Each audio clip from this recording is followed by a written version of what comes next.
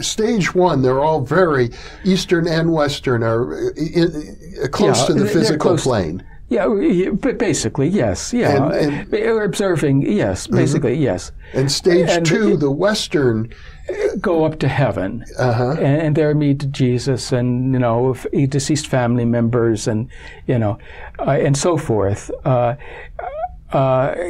Whereas in Asia, they don't go to heaven. They continue to stay on the earthly plane, in the tree, in a pagoda. One child said he stayed in a calabash, a broken calabash by a path, for instance. But in some location, but on a location on the earthly plane. What is a calabash? A gourd, a half gourd. I see. Well, could be a very comfortable place for a spirit to hang out, I suppose. Why not? And you see, by staying by the path, allowed him then to observe passers-by on the path and choose the woman that he wanted to be reborn to.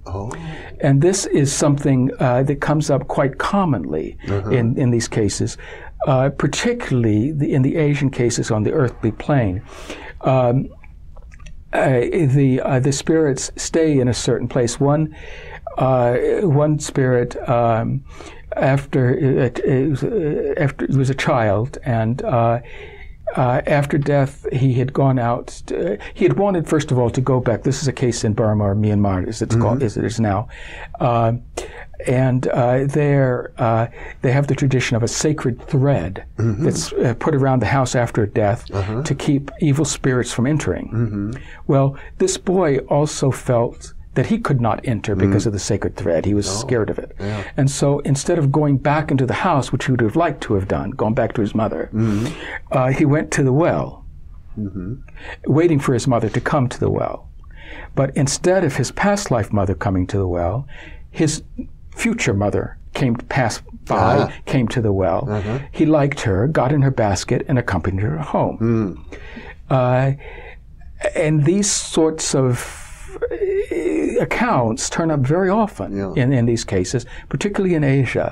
And you can see how by staying close to the earth, they're sort of making possible for them to come into association with their parents. So in the Asian cases, how do you separate the first stage from the second?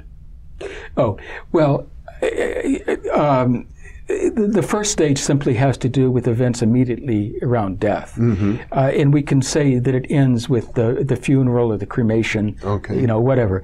And that from that point on, we're in we move from the immediate vicinity of the death to a different location where the spirit will stay. Sometimes there's some movement around, but the demarcation is simply from the immediate surroundings of the death place to a place that can be a more permanent period, a place in which the spirit may stay for a longer period of time before choosing to be reborn. Now, and I presume that you're looking at psychological differences between Asians and Westerners that account for these statistically significant differences in their reports. Well, I'm looking for cultural influences on the mindset. And so in that sense, psychological, but not beyond that, really. I don't see any evidence beyond that. I'm not sure what sort of Asian versus Western psychologies there would be that we would, but but anything that it becomes cultural, any psychological set that is cultural, it's large enough, to move beyond sort of an individual to a cultural sort of thing, we can see, reflected in the cases. Because I know in Asian and Chinese culture, for example, the concept of heaven is very real. It's not as if they lack a concept of heaven. Right. Well, and in the earlier accounts, it was actually a subterranean, it wasn't a heaven in the sky. It was a subterranean thing.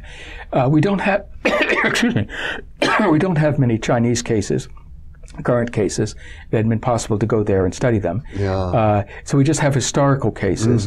And I don't believe any of the Chinese cases have intermission memories. I can't think of one right offhand I see. that does.